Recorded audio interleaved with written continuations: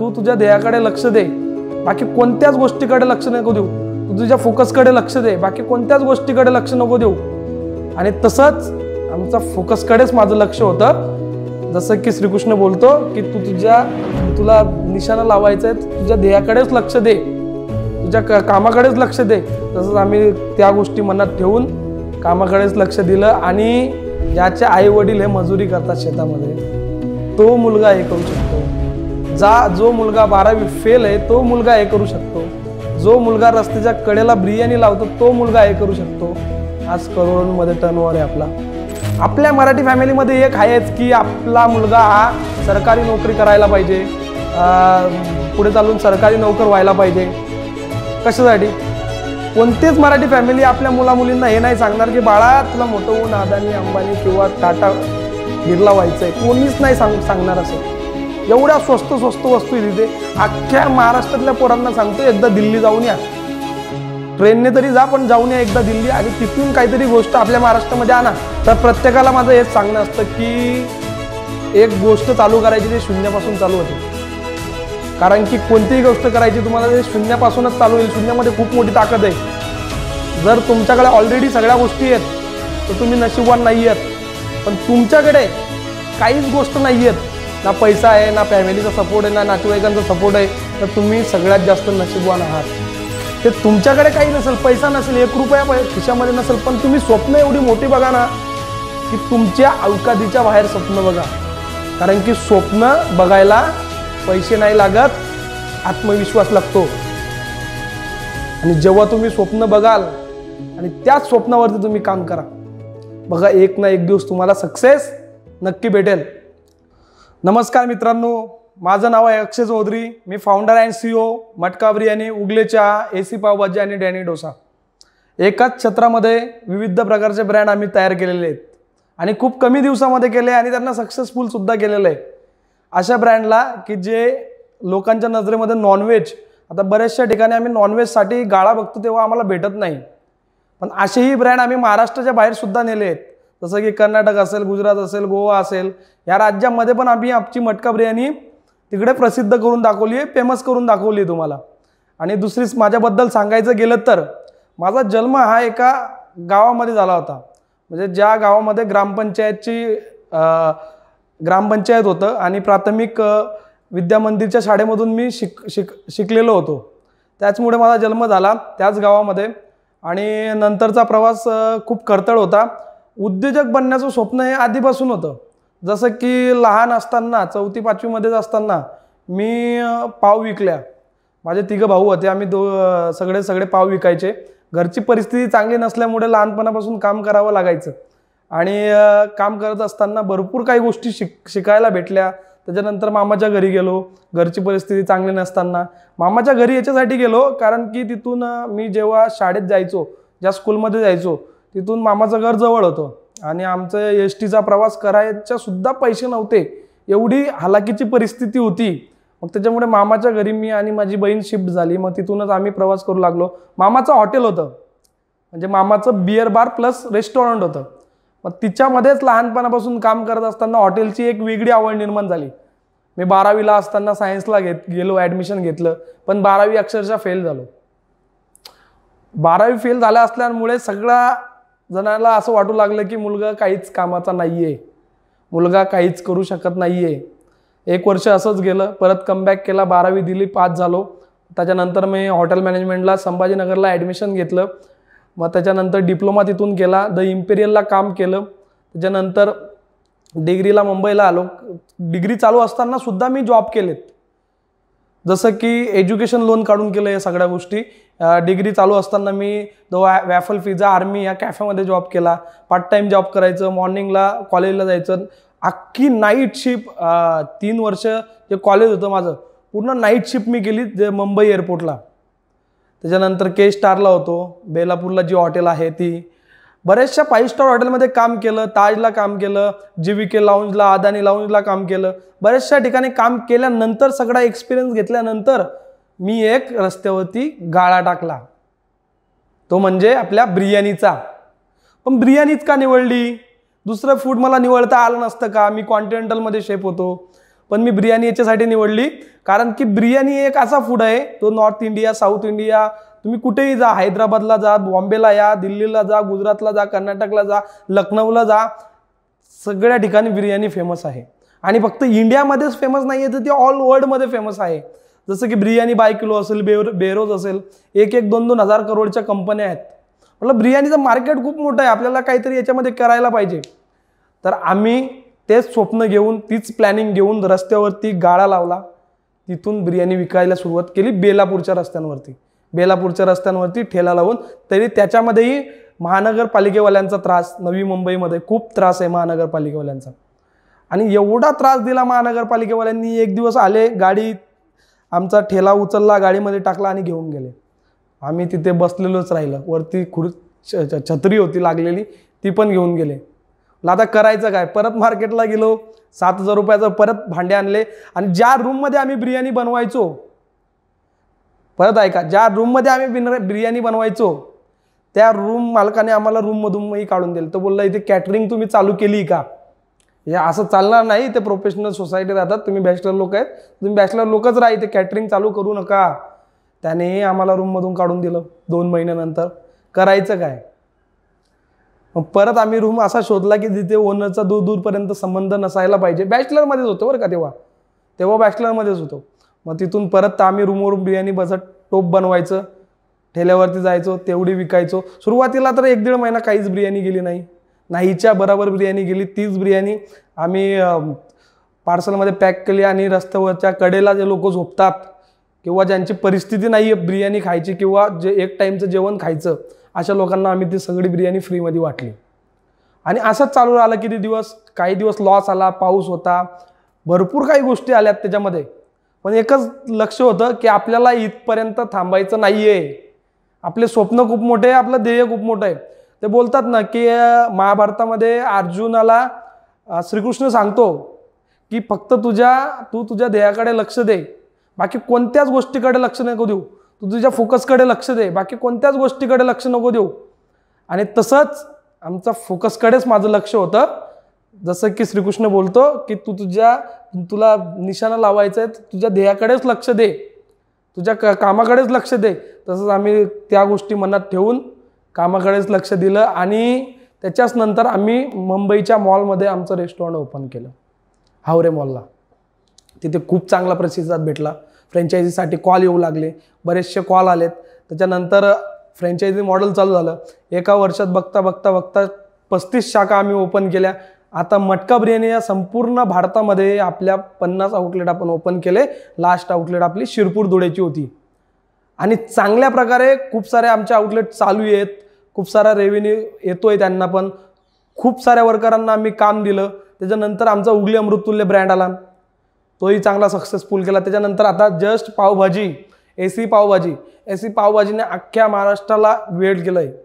अख्ख्या तालुक्यांमध्ये आमच्या शाखा ओपन झाल्या एसी पावभाजीच्या. पुण्यातच तुम्हाला 11 आउटलेट एसी पावभाजीचे बघायला भेटतील. तर हे सगळं झालं कसं, प्राथमिक शाळेपासून रस्त्यावर बिर्याणी, हॉटेल मॅनेजमेंट, या एवढं झालं कसं. ज्याचे आई वडील हे मजुरी करतात शेतामध्ये, तो मुलगा हे करू शकतो. जो मुलगा 12वी फेल आहे तो मुलगा हे करू शकतो. जो मुलगा रस्त्याच्या कडेला बिर्याणी लावतो तो मुलगा हे करू शकतो. आज करोडोंमध्ये टर्नओव्हर आहे आपला. टीम आहे चांगली, टीमही चांगली काम करते. बऱ्याचशा गोष्टी आमच्या कमिंग सूनला येणार आहेत, बरेचसे ब्रँड येणार आहेत. ग्लोसरीमध्ये आम्ही लवकरच, ऑनलाईन ग्लोसरीमध्ये आम्ही लवकरच येणार आहात. ऑफिसेस आहेत. मग एवढं एक मुलगा करू शकतो. तर माझ्या महाराष्ट्रातल्या अनेक तरुणांना सांगायचं हेच आहे की आपण काय करतो, फक्त स्वप्न बघतो. पण आपण ते स्वप्न घरी बसून किंवा झोपून बघतो. नाही माझा दिवस येईल. तुझा दिवस कधीच येणार नाही मित्रा. तुला तुझे दिवस आणावे लागतील.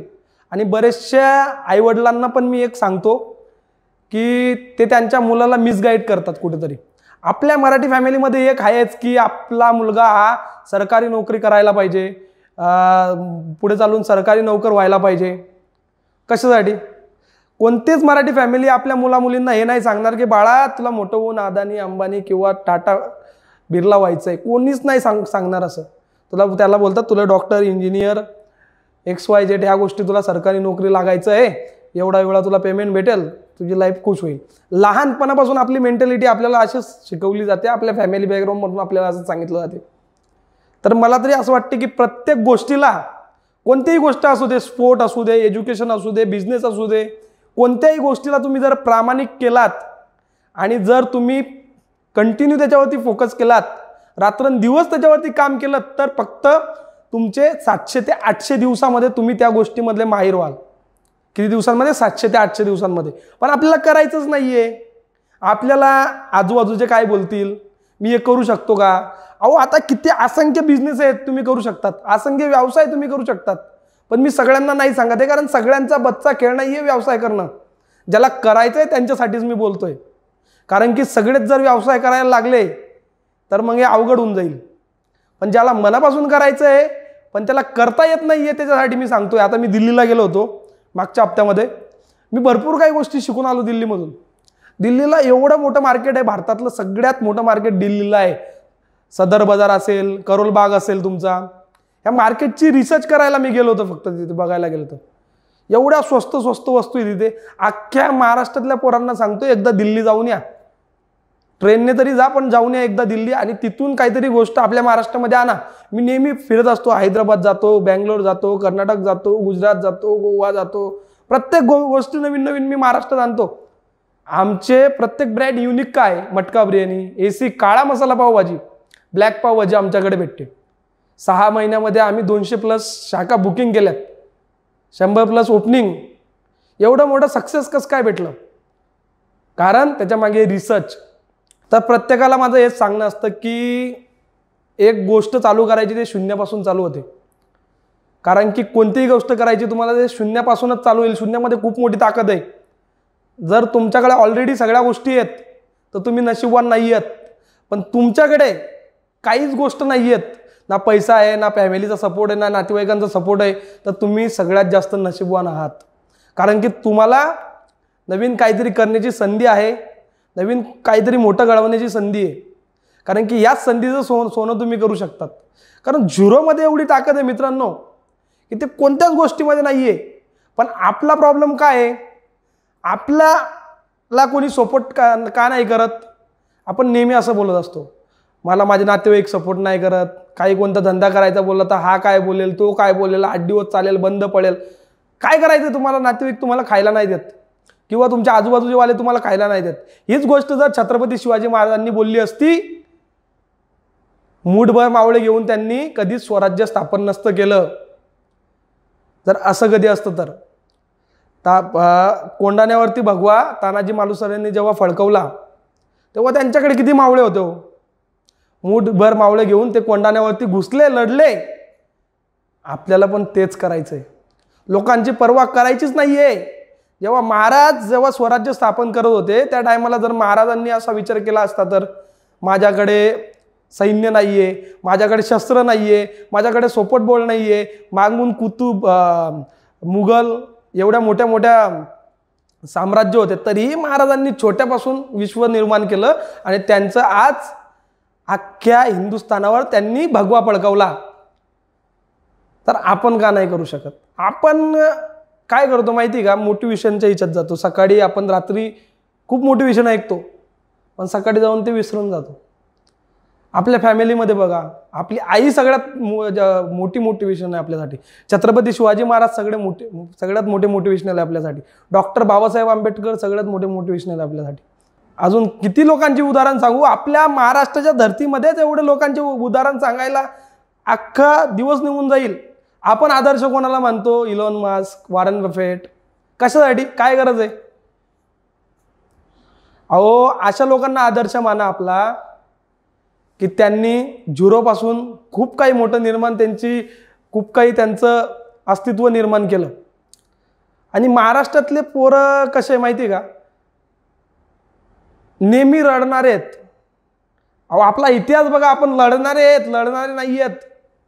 आपल्या फॅमिलीपासून सांगतात एक मन नेहमी आपली पॉप्युलर आहे, आतरून बघून पाय पसरावे. मी माझ्या प्रत्येक व्हिडिओमध्ये म्हणतो, आपलं आतरूनच एवढं पसरवून टाका की आपण जिथे पाय टाकणार आपलं तिथे आतरून आलं पाहिजे. आपण जिथे पाय टाकाल तिथे आतरून आलं पाहिजे. 800 दिवस, फक्त किती दिवस? 800 दिवस. 800 दिवस कोणत्याही एका क्षेत्राला पकडून मेहनत करा. कोणतंही क्षेत्र असो, XYZ, फक्त 800 दिवस द्या बस. तुम्ही त्या क्षेत्रामधले सगळ्यात माहिर खेळाडू बनसाल. आणि मला तरी असं वाटतं की स्वप्न बघा हो, स्वप्न फ्रीमध्ये बघितले जातात. ते तुमच्याकडे काही नसेल, पैसा नसेल, 1 रुपया खिशामध्ये नसेल, पण तुम्ही स्वप्न एवढी मोठी बघा ना की तुमच्या अवकादीच्या बाहेर स्वप्न बघा. कारण की स्वप्न बघायला पैसे नाही लागत, आत्मविश्वास लागतो.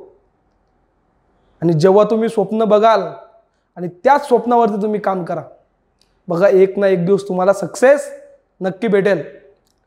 तर एवढंच मला सांगायचं आहे मित्रांनो की आज मी करू शकतो. मला असं वाटतं की मी माझी लाईफ एकदम भारी जगतोय. सुरुवातीच्या टायमाला 8-9 हजार पेमेंटवरती काम केलं. काही टायमाला मेसचं, एका टायमाला आम्हाला जेवण भेटायचं. एकच टायमाची मेस लावली होती, पैसे नव्हते. मारवाड्याचं घर होतं आमच्या बाजूला, मला ते आता पण आठवते.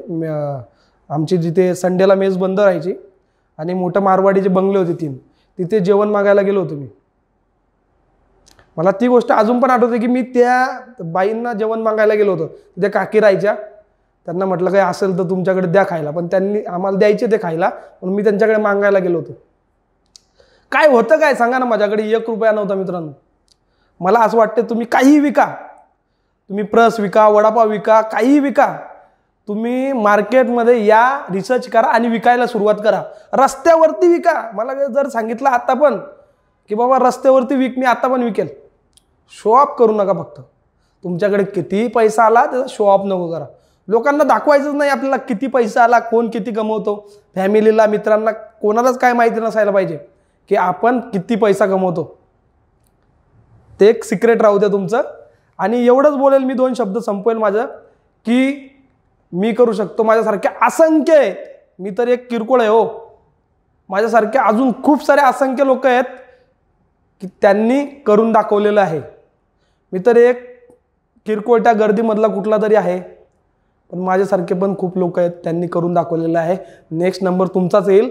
आणि मी त्यांचे आभार मानतो रिअल टॉकवाल्यांचे. त्यांनी मला 2 शब्द बोलण्याची इथे संधी दिली, म्हणून मी त्यांचे मनापासून आभार मानतो. माझा तुम्ही पूर्ण व्हिडिओ बघा, लाईक करा, सबस्क्राईब करा आणि शेअर करा. धन्यवाद.